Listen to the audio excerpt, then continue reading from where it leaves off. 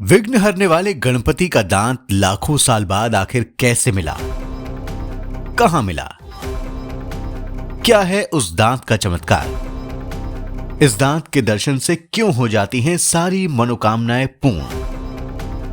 The Karma दिखा रहा है आपको गणेश जी का वो टूटा दांत जिसे कभी परशुराम जी ने अपने फरसे के वार से तोड़ दिया था। दोस्तों, पुराणों में आपने एक कथा जरूर सुनी होगी कि भगवान विष्णु के अवतार परशुराम जी ने अपने ही आराध्य भगवान शिव के पुत्र गणेश जी के साथ युद्ध किया था और इस युद्ध में गणपति जी का एक दांत टूट गया था। इसके बाद से हम सभी गणपति को एक दंत कहने लगे थे, लेकिन लाखों सालों से गणपति के भक्तों को अपने बप्पा के टूटे दांत की जो तलाश थी वो आखिरकार आज द कर्मा पर पूरी होगी। आज हम आपको उस स्थान पर भी ले चलेंगे जहां हुआ था गणेश जी और परशुराम जी के बीच महायुद्ध। तो चलिए हमारे साथ, आप भी कीजिए गणपति जी के उस टूटे हुए दांत का दर्शन, जिसकी वजह से हमारे बप्पा आज भी कहे जाते हैं एक दंत। ये छत्तीसगढ़ का दंडकारण्य इलाका है। ये जंगल आज से नहीं बल्कि लाखों सालों से पुराणों में प्रसिद्ध रहा है। इस इलाके में भगवान श्री राम ने भी अपने वनवास के दिन पूरे किए थे। इसी इलाके में रावण ने माता सीता का हरण भी किया था और इसी इलाके में भगवान परशुराम जी और गणेश जी के बीच युद्ध भी हुआ था। वैसे तो गणेश जी के दांत टूटने की कई कथाएं प्रचलित हैं, लेकिन पुराणों के अनुसार एक बार भगवान शिव के भक्त परशुराम जी अपने आराध्य शिव जी के दर्शन करने के लिए उनके द्वार पर पहुंचे थे। उस वक्त भोलेनाथ समाधि में लीन थे। उनके द्वार पर उनके पुत्र और प्रथम पूजनीय गणेश जी पहरा दे रहे थे। गणेश जी ने परशुराम जी को शिव जी के पास जाने से रोक दिया। इस वजह से हमेशा क्रोधित हो जाने वाले परशुराम जी ने गणेश जी को युद्ध के लिए चुनौती दी। परशुराम जी और गणपति के बीच इतना भयंकर युद्ध हुआ कि तीनों लोकों में कोहराम मच गया। आखिर में परशुराम जी ने भगवान शिव के दिए फरसे से ही उनके ही पुत्र गणेश जी का एक दांत तोड़ दिया। जैसे ही गणपति जी का एक दांत टूटा, भगवान शिव की समाधि टूट गई और उन्होंने अपने पुत्र और अपने भक्त के बीच युद्ध रोक दिया। भगवान शिव ने परशुराम जी को इसके बाद वरदान दिया कि वो बिना रोक टोक के कभी भी उनके दर्शन करने आ सकते हैं। कहा जाता है कि परशुराम जी और गणेश जी का युद्ध दंडकारण्य के दंतेवाड़ा इलाके में हुआ था।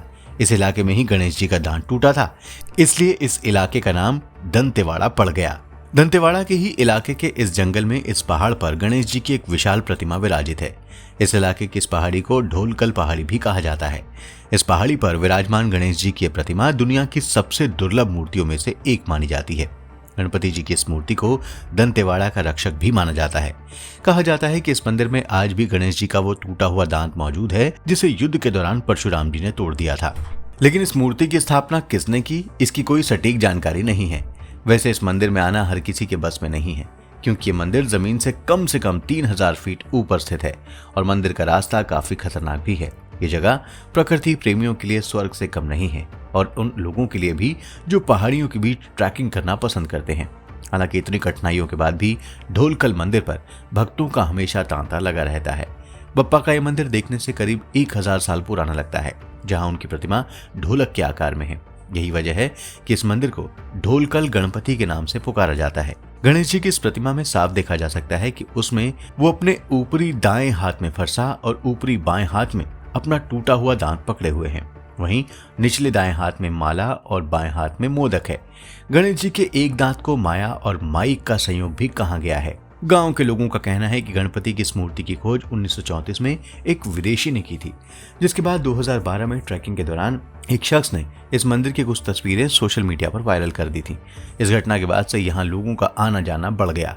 हालांकि 2017 में भगवान गणेश की मूर्ति के साथ कुछ बदमाशों ने छेड़छाड़ कर दी थी और उस मूर्ति को पहाड़ों से नीचे फेंक दिया था, जिसके बाद प्रशासन ने ड्रोन कैमरे की मदद से इस पवित्र मूर्ति को ढूंढ निकाला और उसे फिर से इसी जगह पर स्थापित कर दिया।